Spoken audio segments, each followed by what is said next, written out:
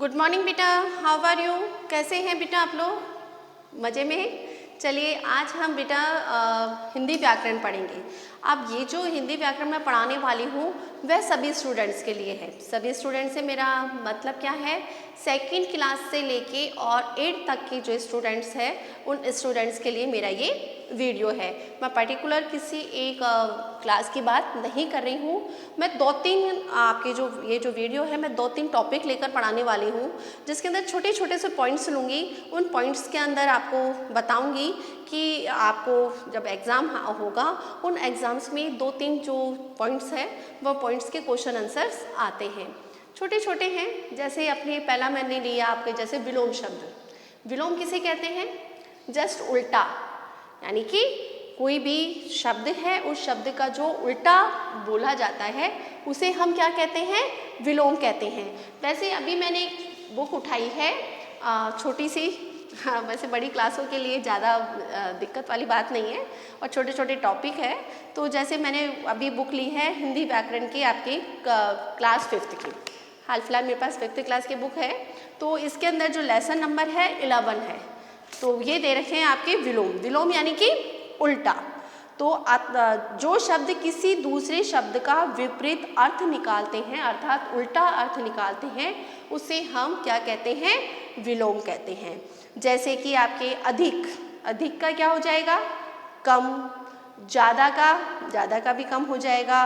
अभिश्राप, किसी ने अभिश्राप दिया तो उसका क्या बन जाएगा हमारे? आशीर्वाद। सत्य का क्या हो जाएगा? असत्य। आदर का निरादर। आना का जाना। आशा का निराशा। यानी कि जस्ट उसका क्या करना है, हमें उल्टा करना है। क्लियर बेटा? ऊपर का क्या हो जाएगा? नीचे। अंदर का क्या होगा? बाहर, है ना? उसी प्रकार से आपके खरा, खरा का क्या हो जाएगा? कोई वस्तु खरी है, अच्छी है, खरी है तो आप क्या लिखेंगे? खोटा, है ना? जल का थल। तरल का ठोस। जड़ का चेतन। एक का अनेक। उपकार का अपकार, किसी पर उपकार करते हैं उसका उल्टा क्या होगा? अपकार। उसी प्रकार से धर्म अधर्म।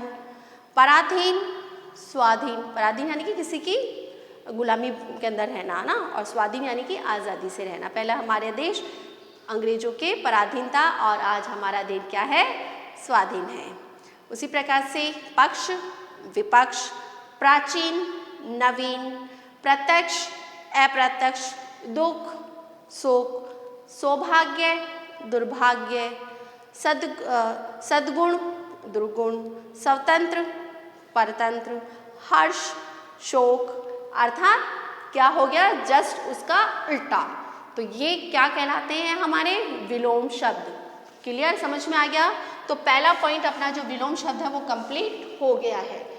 मैं एग्जाम्स में दूंगी, आपके एग्जाम बहुत जल्दी नज़दीक आ रहे हैं, तो छोटे छोटे पॉइंट में 4-5 पॉइंट्स करवा रही हूँ आज। तो विलोम शब्द आई होप आपको समझ में आ गए होंगे। एक ही वीडियो में करवाऊंगी मैं सारी चीज़ें। आ गया बेटा समझ में आपको विलोम शब्द? जस्ट उसका उल्टा। क्लियर? दूसरा हमारे एक शब्द आता है बेटा हमारे पर्यायवाची शब्द। पर्यायवाची शब्द किसे कहते हैं? वैसे मैंने सबको करवा रखे हैं, आप लोगों ने अगर पढ़े हो तो मैंने ये सारी चीज़ें, मेरे वीडियो अगर आप कंटिन्यू देखते हैं ना तो बेटा मैंने अधिकतर ये सारे जो चीज़ें हैं वो करवा रखी है।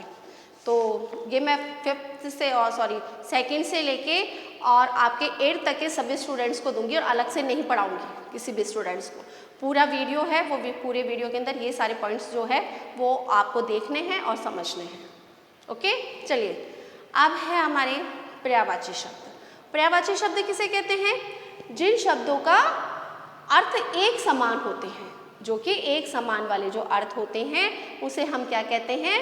पर्यायवाची शब्द कहते हैं। यानी कि एक ही शब्द के जिसके अनेकों नाम हो उसे हम क्या कहते हैं? पर्यायवाची कहते हैं। एक दूसरे के, है ना? जैसे अग्नि को हम और क्या क्या कह सकते हैं? पावक कह सकते हैं, ज्वाला कह सकते हैं, अनल कह सकते हैं। उसी प्रकार से प्रकाश, प्रकाश को और क्या क्या कहते हैं? ज्योति कहते हैं, आलोक कहते हैं, प्रभा कहते हैं, है ना?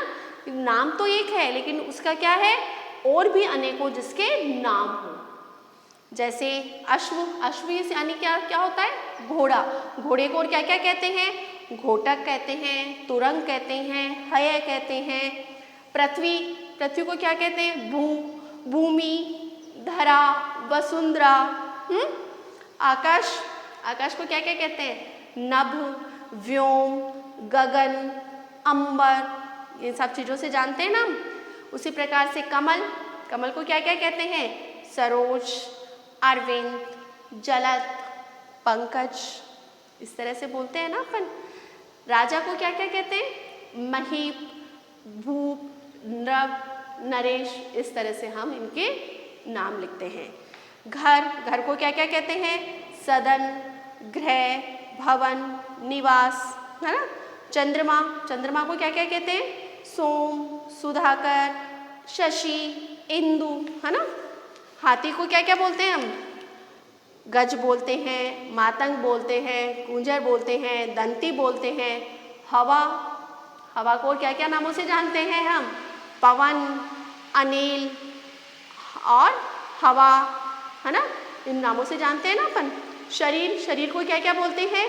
तन, काया, देह, वपु। उसी प्रकार से संसार, संसार को हम क्या क्या कहते हैं? दुनिया, लोक, भव, विश्व। इसी तरह से नामों से जानते हैं ना। सरस्वती, सरस्वती को क्या क्या कहते हैं हम? गिरा, शारदा, भारती, वाणी आदि नामों से जानते हैं। तो समझ में आ गया आपको पर्यायवाची शब्द? बेटा एक चीज़ मैं बीच में आपको समझाना चाहूँगी कि बेटा आप लोग ये कन्फ्यूज़न में मत होना कि मैम आप 5th क्लास की हिंदी में से पढ़ा रहे हैं आप ये व्याकरण। बेटा ये आपके सबके पास में ही है। जो क्वेश्चन आंसर दूंगी मैं आपको, तो बेटा आपकी जो बुक है ना, उस बुक में से ही दूंगी। इस वाले बुक में से क्वेश्चन के आंसर नहीं दूंगी। जो आपके विलोम शब्द जो दे रखे हैं ना आपके बुक में, उनमें से ही दूंगी। पर्यायवाची जो आपके बुक में दे रखे हैं ना, वो ही दूंगी। क्लियर बेटा? आ गई बात समझ में? चलते हैं आगे की तरफ। पर्यायवाची हमारे कंप्लीट हो गए, विलोम शब्द हमारे कंप्लीट हो गए। फिर हम एक छोटा सा टॉपिक और लेते हैं, वो है अपने अपने अपने अपने कौन सा टॉपिक लें हम, जो कि छोटे छोटे हैं? वचन। वचन क्या होते हैं? एक वचन और बहुवचन। बहुवचन यानी कि जिस रूप से हमें एक या अनेक वस्तु के होने का बोध होता हो, उसे हम क्या कहते हैं? वचन। क्या कहते हैं बेटा? वचन। वचन मुख्य रूप से कितने प्रकार के होते हैं? 2 प्रकार के, एक वचन और बहुवचन। एक वचन यानी कि जिससे एक वस्तु या एक चीज के, एक व्यक्ति के बारे में पता चलता है, उसे एक वचन। बहुवचन यानी कि जिससे एक से अधिक जिन चीज़ों के बारे में हमें पता चल रहा है वह बहुवचन। जैसे मैं बताती हूँ, लड़का, लड़के, पपीता, पपीते, पुस्तक, पुस्तकें, घोड़ा, घोड़े, भैंस, भैंसे, किताब, किताबें, पलक, पलके, चीता, चीते, गुब्बारा, गुब्बारे। यानी कि जिससे क्या होता है? एक से अधिक शब्दों के बारे में हमें पता चलता है। टोपी, टोपियाँ, लड़की, लड़कियाँ, नदी, नदियाँ, नारी, नारियाँ, ताली, तालियाँ, है ना। तो एक शब्द यानी कि जिससे एक, आपको बताया ना मैंने, जिससे आपको क्या बताया मैंने, डेफिनेशन क्या बताई थी अभी अपने, मैंने बताई थी आपको शब्द के जिस रूप से उसके एक या अनेक होने का पता चलता है उसे हम वचन कहते हैं। आ गया समझ में? छोटा सा टॉपिक था। फिर अपने एक टॉपिक आता है लिंग। क्या टॉपिक आता है अपने? लिंग। अब लिंग क्या होते हैं?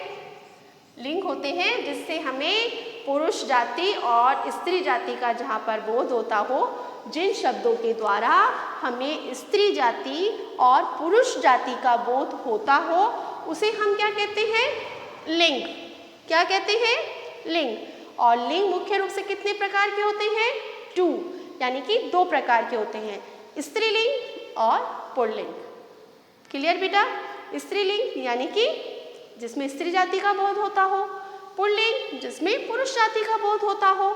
जैसे कि मैं बताती हूँ आपको, अध्यापक, अध्यापिका, कवि, कवयित्री, माली, मालिन, पिता, माता, लेखक, लेखिका, राजा, रानी, बकरा, बकरी, भाई, बहन, बैल, गाय, छात्र, छात्रा, पुत्र, पुत्री, युवक, युवती।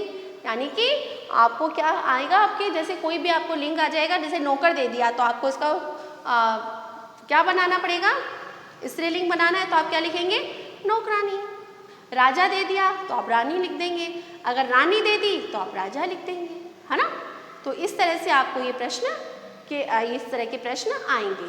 क्लियर बेटा, छोटे छोटे दूंगी, आपको घबराने की जरूरत नहीं है, छोटे छोटे टॉपिक है, छोटे छोटे दूंगी मैं आपको, है ना। हाथी, हाथनी, है ना। मोर, मोरनी, पंडित, पंडितानी, है ना। चलिए ये भी हमारा टॉपिक कंप्लीट हो गया। आगे हम चलते हैं आपके और टॉपिक में देखती हूँ, छोटे छोटे टॉपिक और जिसमें मैं एक वीडियो में सारे कंप्लीट आपको करवा सकूँ। एक आता है बेटा अपने आपके उपसर्ग और प्रत्यय। उपसर्ग और प्रत्यय जानते हैं बेटा, ये तो चीज़ हो गई आपकी।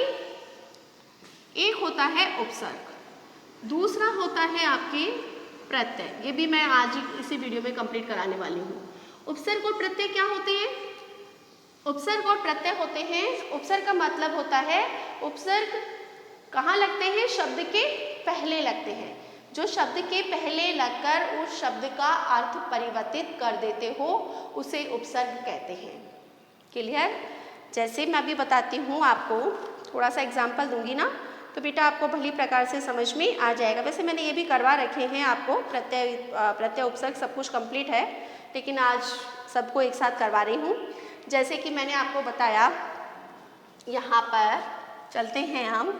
जैसे मैंने शब्द लिखा अपने जर, और मैंने आपको शब्द दिया, आपको लिखना है ऐसे, आपको ए उपसर्ग लगाकर आपको नया शब्द बनाना है। तो जैसे जर लिख दिया तो आप क्या लिखेंगे? अजर। क्या शब्द आ जाएगा यहाँ पे? अजर। क्लियर बेटा? उसी प्रकार से जैसे मैंने बोला आपको, आपके एक शब्द मैं बताती हूँ आपको। जैसे मैंने बोला कि अनु उपसर्ग लगा के आपको नया शब्द बनाना है। उपसर्ग हमेशा कहाँ लगते हैं? शब्द के आगे लगते हैं। तो अनु बना के आप कौन से भी शब्द बना सकते हैं, जैसे अनुज, अनुज लग गया ना, ये अनु शब्द आ गया बीच में। उसी प्रकार से आप अनुज बना सकते हैं, और भी बहुत सारे शब्द इसमें आप बना सकते हैं। अनुपस्थिति, ये भी आप बना सकते हैं, है ना। तो अनु शब्द आना चाहिए, यानी कि अनु जो उपसर्ग है वह कहाँ लगेगा? पहले लगेगा। ठीक है? जैसे मैंने आपको शब्द दिया, सपोज डेट आ, कि बेटा आज उपसर्ग लगा के आपको नए शब्द बनाने हैं। आज शब्द आप वर्ण लगाते हुए आपको कुछ नए शब्द बनाने हैं। जैसे मैंने बोल दिया आपको 4 शब्द बनाने हैं, तो आप उपसर्ग लगा के कैसे शब्द बनाएंगे? जैसे आजीवन, ठीक है, आगमन, आजन्म, आदान। तो ये इस तरह से आपको शब्द कंप्लीट करने हैं। ऐसे ही दूंगी मैं आपको, डिटेल और डेफिनेशन वगैरह नहीं दूंगी, आपको खाली समझना है। बर्बरी तौर से सिंपल से रूप में आपको समझा रही हूँ। जस्ट उसका उल्टा होता है प्रत्यय। प्रत्यय क्या होता है बेटा? प्रत्यय होते हैं जो कि शब्द के कहाँ लगते हैं? पीछे। उपसर्ग तो कहाँ लगते हैं बेटा? आगे लगते हैं, और प्रत्यय कहाँ लगते हैं? शब्दों के पीछे लगते हैं। तो जो शब्दों के पीछे लगकर उसके शब्द के अर्थ में परिवर्तन कर देते हो उसे हम प्रत्यय कहते हैं।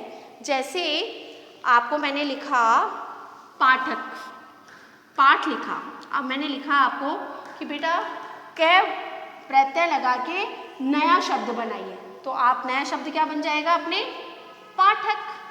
लास्ट में लग गया ना ये, तो जो लास्ट में लगते हैं वह शब्द कौन से कहलाते हैं? हमारे अपने प्रत्यय वाले शब्द कहलाते हैं। जैसे बेटा मैंने अभी आपको देती हूँ, 1-2 शब्द और बता देती हूँ मैं आपको इसमें। जैसे कि मैंने आपको शब्द दिया, सपोज डैट थोड़ी देर के लिए मैंने आपको पैर दे दिया, प्रत्यय लगाना है आपको, तो प्रत्यय लगा के कुछ शब्द आपको मैंने दिए, तो उन शब्दों को लिख कर आपको उसको कंप्लीट करना है। और प्रत्यय हमेशा कहाँ लगते हैं? पीछे की तरफ। कहाँ लगते हैं? पीछे की तरफ। उपसर्ग तो आगे की तरफ लगते हैं और प्रत्यय हमारे कहाँ लगते हैं? पीछे की तरफ। जैसे कि मैंने लिखा, आपको ता शब्द दिया कि ता शब्द, ता प्रत्यय लगा के आपको कोई से 3 शब्द बनाने हैं, तो आप क्या लिख सकते हैं? अज्ञानता, है ना, मानवता, प्रत्यय लगा, ये पीछे ता आ गया ना, तो इस तरह से आपको शब्द बनाने हैं। मैं ऐसे ही दूंगी एग्जाम के अंदर कि ता प्रत्यय लगाकर 2 शब्द बनाओ, है ना, आ उपसर्ग लगा के 2 शब्द बनाओ या 3 शब्द बनाओ, इस तरह से दूंगी आपको, छोटे छोटे आंसर दूंगी, क्वेश्चन दूंगी, सॉरी। जैसे मैंने आपको दिया, और जिक लगाकर सामाजिक हो गया, है ना। तो इस तरह से आपको ये प्रत्यय और उपसर्ग आपको आई होप समझ में आ गए होंगे। तो 3-4 टॉपिक बेटा मैंने इस वीडियो में आपको कंप्लीट करवाए हैं। आई होप आपको ये सारी चीज़ें आपको समझ में आ गई होगी। आज के लिए आपके लिए इतना ही काफ़ी है। आपको क्या करना है, इनको एक बार दोबारा से अपनी जो बुक है, मैंने तो सबको करवा रखी है, सारी चीज़ें जो मैंने अभी करवाई है ना, ये सारी चीज़ें मैंने सब कुछ करवा रखी है, लेकिन मैंने इसलिए दोबारा से एक वीडियो में करवाई है कि कई स्टूडेंट क्या होते हैं, बाल की खाल निकालने में माहिर है। अगर सपोज डैट थोड़ी देर के लिए कि उनके पास में वीडियो नहीं पहुँचा या कुछ प्रॉब्लम हो गई, तो फ़ौरन से मेरे को मैसेज कर देते हैं या मुझको कॉल कर देते हैं, मैम ये वाली जो लेसन है, ये वाली जो वीडियो है हमारे पास में नहीं आई है। और फिर वो कई बार क्या हो जाता है, वीडियो मेरे से डिलीट हो जाती है, तो मैं भेज नहीं पाती हूँ। फिर आप क्या करते हैं आपको ही पता है।